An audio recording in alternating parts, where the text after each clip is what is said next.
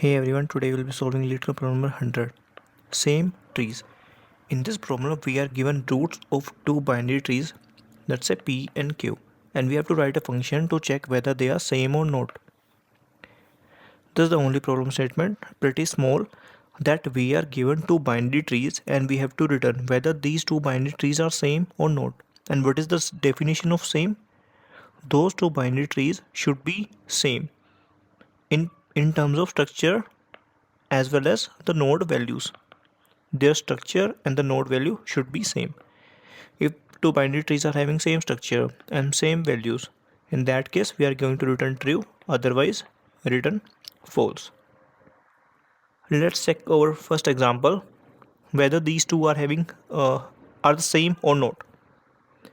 Their root value is same, and then we will try to move the left part. The left part is also same, the right part is also same. Okay, they have the same structure, root left right, and the values are also same. So in that case we are going to return true. Okay, if we move to the next example, here what are the values?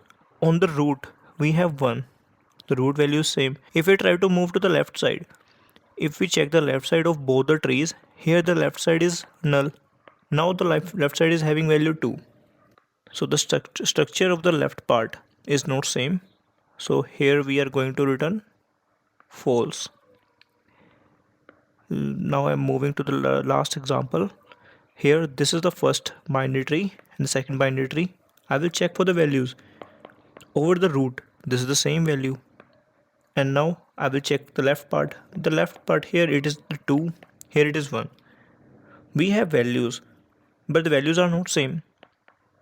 We are not proceeding further. We go here. If we are checking and we are returning false, we are directly closing our recursion and we are returning false. Here if you try to analyze that the structure of both the trees are same.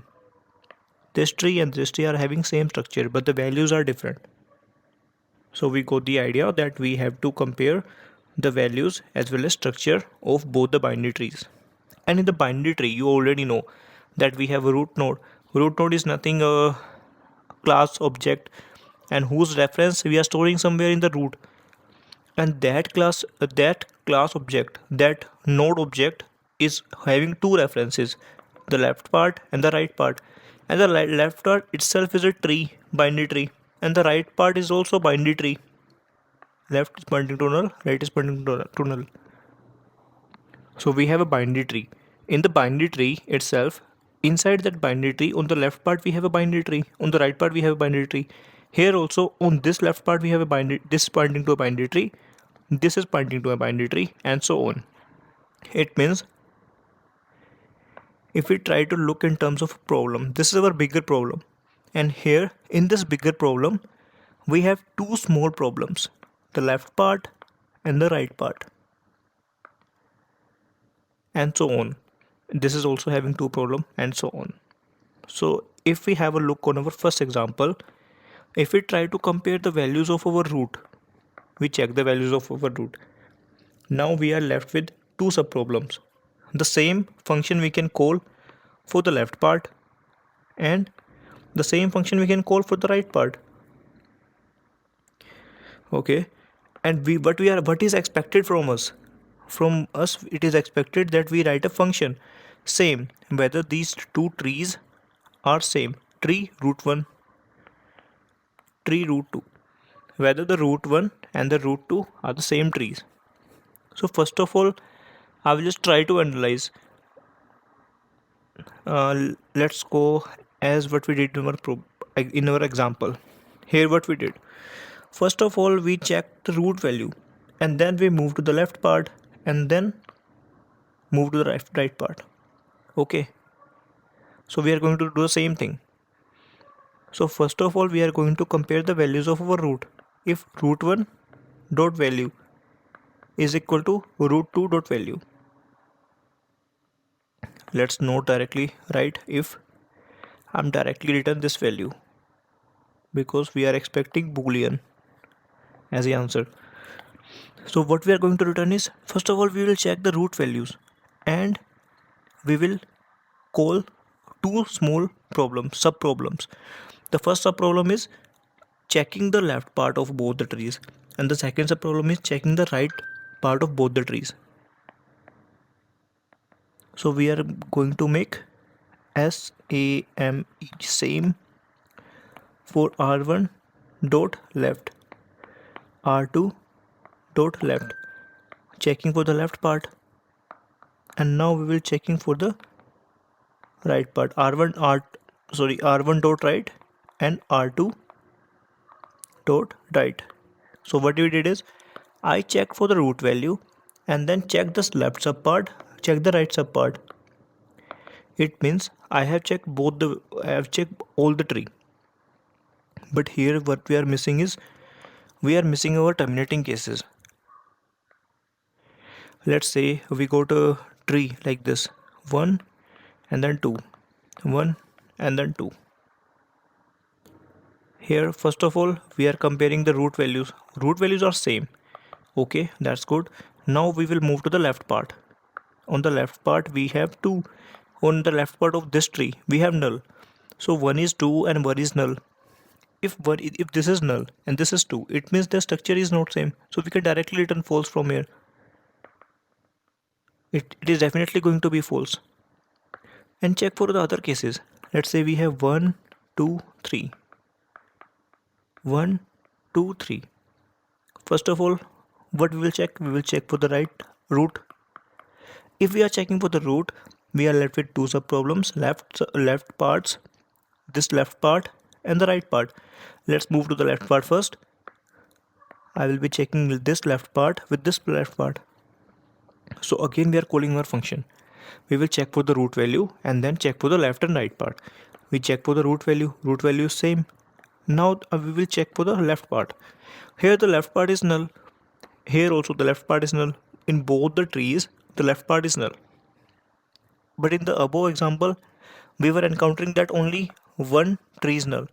Here both the trees are null. If both the trees are null, it means we can directly return true. If there is no tree, it means both the trees are same, because we have no values to compare.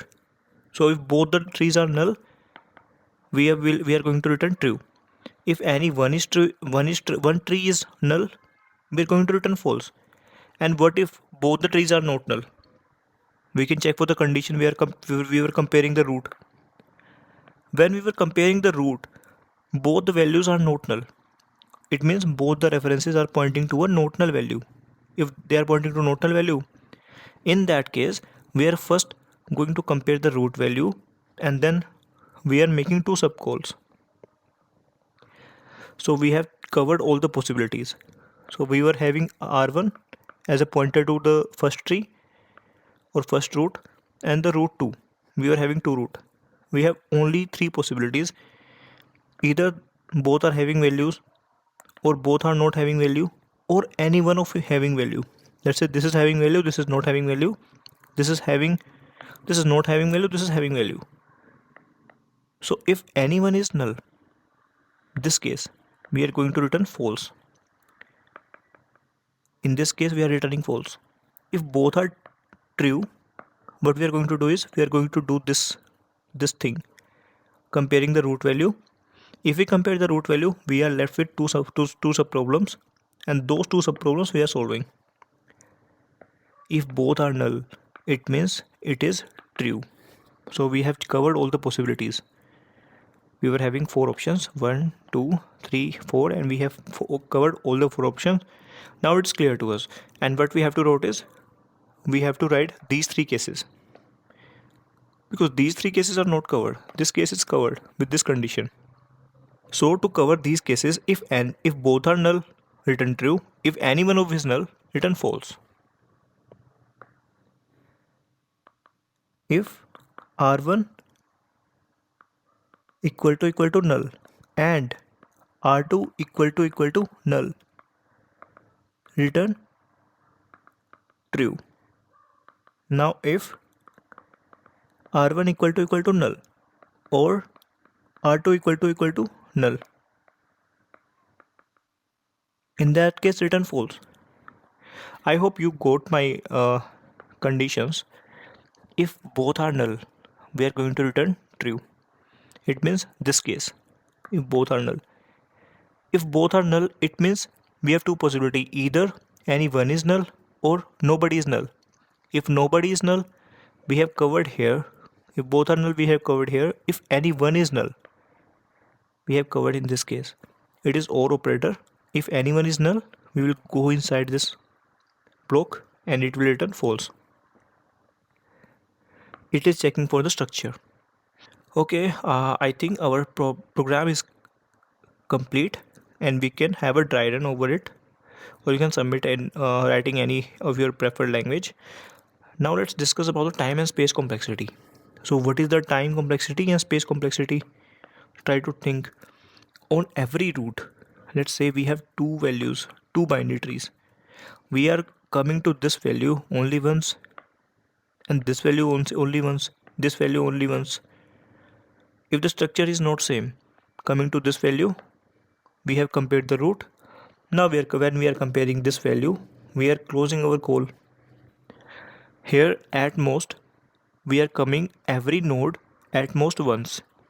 If there are, let's say, if there is n nodes in the tree, so the time complexity is also going to be n, order of n. If we have two nodes, it will be order of 2, or maybe 2 unit of time we will take. If it is 10, we are going to take 10 unit of time. It is going linear with the time, so it is order of n. And what is the space complexity here? Can you think of that? It should be the height of the tree, or maybe height of the recursion stack. In the worst case, what can be that? Let's say our tree is something like this: node value, left value, then left value, then left value, then left value. This is our tree, or you can say it is in the form of linked list. In that case, in the worst case, our recursion stack will go till order of n. So in the worst case, we will consider it order of n. Let's say we got unbalanced tree in any case. So this is the time and space complexity, and this is our solution. And I hope you understood the problem. It's a pretty simple problem, but sometimes it is asked in the interviews. It's because it's a good recursion problem. Hope you understood the problem. Thank you guys. Bye bye.